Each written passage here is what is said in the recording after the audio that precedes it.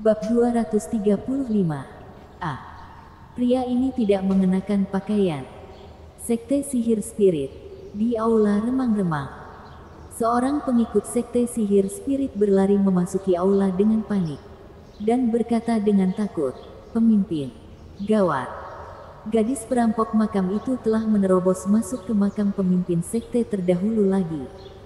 Dan mencuri. Tidak. Dia mencuri banyak senjata sihir spirit. Bang." Begitu dia selesai berbicara, sebuah tong darah di sekitar altar tiba-tiba meledak, dan darah merah tua mengalir kemana-mana. Dalam sekejap, bau darah di seluruh aula menjadi semakin menyengat dan tidak sedap. Sedangkan pemimpin sekte sihir spirit keluar dari tong darah, telanjang, dikelilingi oleh energi darah yang menakutkan. Bahkan samar-samar memadat menjadi bentuk naga darah. Dengan kepala naga tepat di dadanya. Sangat ganas. Seperti suasana hati sekte sihir spirit saat ini. Terbakar amarah. Berani-beraninya perampok makam itu kembali. Bagaimana dia bisa seberani itu? Di mana orang-orang kirimanku? Pemimpin sekte sihir spirit itu bertanya dengan sengit. Sepertinya mati. Sudah mati. Benar-benar sekelompok orang tidak berguna. Pemimpin. Gadis itu sepertinya diikuti seorang kultivator di sisinya. Dan orang-orang penjaga makam yang kita kirim dibunuh oleh kultivator itu. Kultivator. Pemimpin sekte sihir spirit terdiam sejenak. Lalu berkata dengan wajah muram. "Kulfat, sungguh orang yang berani. Hari ini, aku akan melihat apa asal-usul kultivator itu." Tempat pemakaman sekte sihir spirit bukan hanya tentang mengubur jenazah pemimpin sekte terdahulu, tetapi juga merupakan rumah harta karun sekte sihir spirit. Rumah harta karun mereka dicuri sekali masih tidak apa-apa. Tetapi pihak lawan ternyata berani datang lagi. Dan kali ini sifatnya lebih serius. Bukan hanya mencuri, tetapi sudah merampok. Ini sama saja seperti menginjak harga diri sekte sihir spirit mereka. Dan menghancurkan mereka dengan keras. Siapa yang bisa menanggung penghinaan seperti itu? Pemimpin sekte sihir spirit dipenuhi dengan niat membunuh yang menakutkan. Dan beberapa gadis peliharaan berpakaian minim di sampingnya gemetar dan tidak berani bergerak maju. Pemimpin sekte sihir spirit mengerutkan alisnya dan melirik. Lalu berkata, "Jalang, apa yang kalian tunggu? Cepat bawakan aku pakaian." "Baik." Seorang gadis peliharaan ragu sejenak.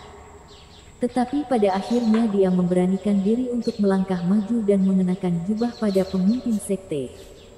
Hanya saja, pada detik berikutnya, gadis peliharaan itu menjerit. Pemimpin sekte sihir spirit mencengkeram lehernya, mengangkatnya ke udara, dan berkata sambil mencibir, "Apakah kamu takut padaku, pemimpin sekte? Tolong maafkan aku," kata wanita peliharaan itu dengan ekspresi takut. "Kulfat, aku menghadiahkan wanita ini kepadamu." Pemimpin sekte sihir spirit menarik gadis peliharaan itu dan melemparkannya kepada pengikut sekte sihir spirit yang datang melapor barusan. Tanpa sedikit pun belas kasihan di wajahnya. Baginya, wanita-wanita ini adalah hewan peliharaannya. Bahkan lebih buruk dari itu. Lebih tepatnya, mereka adalah mainannya. Setelah bermain, mereka akan dibunuh atau diberikan kepada para bawahannya. Dan dia tentu saja akan mencari mangsa baru lagi. Dia hanya menyukai hal-hal baru. Kultivator. Aku akan membuatnya menyesal telah datang ke dunia ini hari ini. Pemimpin sekte sihir spirit hendak meninggalkan aula dan pergi ke makam pemimpin sekte terdahulu untuk melihat kultivator mana yang telah berani bertindak begitu agresif. Hanya saja sebelum dia keluar, tiba-tiba, dua jenazah pengikut sekte sihir spirit dilempar masuk dari luar aula. Pemimpin sekte tidak perlu pergi. Kultivator sialan itu telah datang sendiri. Orang yang berbicara itu adalah Louis Lu. Dia berjalan memasuki aula sekte sihir spirit dengan ekspresi acuh tak acuh. Diikuti oleh kakak kelimanya Karin Chu, yang menunjukkan sedikit kegembiraan di wajah kecilnya. Jelas bahwa dia telah mendapatkan banyak hal di makam tadi. Dan dia telah biasa mengikuti guru Taeko. Dan setiap kali dia bertemu musuh, tidak peduli seberapa kuat lawannya, dia hanya perlu menutup mata dan melarikan diri. Ketakutan hingga tidak bisa berkata apa-apa. Tapi hari ini, Louis Lu justru membawanya untuk membunuh di mana-mana dan langsung mengaduk makam sekte sihir spirit. Ini adalah pengalaman yang belum pernah terjadi sebelumnya. Tidak perlu bilang, cukup mengasyikkan. Perasaan didukung oleh seseorang ini sungguh luar biasa. Mentalitas Karin Chu secara tidak sadar telah sedikit berubah. Dan prinsip anehnya itu telah lama dilupakannya. Setelah keduanya berjalan memasuki aula, semua pengikut sekte sihir spirit di sekitar merasa seperti sedang menghadapi musuh yang tangguh. Tapi mereka tidak berani bertindak gegabah.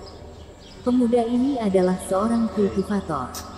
Bagaimana mereka bisa bersaing dengannya? Hanya pemimpin yang bisa menghukumnya.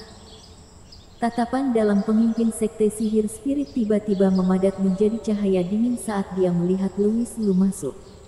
Tapi segera, tanpa disadari, dia menatap Karin Chu yang berada di sebelahnya. Ini adalah respons naluriah. Siapa yang membuatnya bernafsu?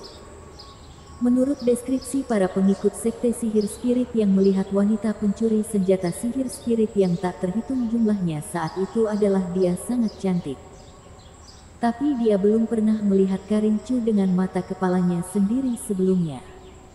Begitu melihatnya saat ini, tidak hanya cantik, tetapi juga mempesona. Wanita peliharaan yang menurutnya cantik sebelumnya langsung terasa kusam. Gadis ini harus menjadi miliknya. Tatapan pemimpin sekte sihir spirit menunjukkan pancaran keserakahan yang tak terselubung. Dan dia ingin segera menanggalkan pakaian Karin Chu saat itu juga. Terlebih lagi, niat membunuhnya terhadap Louis Lu semakin kuat di dalam hatinya.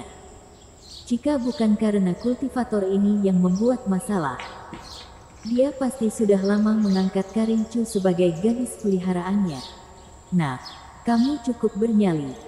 Beraninya kamu menerobos kuil sekte sihir spirit kami. Apakah kamu datang untuk membela wanitamu? Pemimpin sekte sihir spirit terpaksa mengalihkan pandangannya dari tubuh Karin Chu. Dan kemudian kembali menatap Louis Lu dengan mata suram. Louis Lu tersenyum dan berkata, "Jika kalian berani menyentuh wanitaku, jangankan kuilmu. Bahkan jika itu adalah makam leluhur kalian sekalipun, aku akan menggalinya untukmu." Oh, maaf aku lupa. Makam leluhur kalian sudah aku gali. Kamu mencari kematian. Bagaimana mungkin pemimpin sekte sihir spirit tidak menyadari bahwa Louis Lu sengaja memprovokasinya? Dia langsung meraung dengan marah. Dan darah yang mengerikan menyembur keluar dari tubuhnya, menghancurkan jubah yang baru saja dia kenakan. Ah, pria ini tidak mengenakan pakaian. Sangat tidak tahu malu. Karin Chu segera berteriak. Dan buru-buru menutupi matanya dengan sepasang tangan kecilnya. Takut matanya akan rusak jika melihat terlalu lama. Bersambung.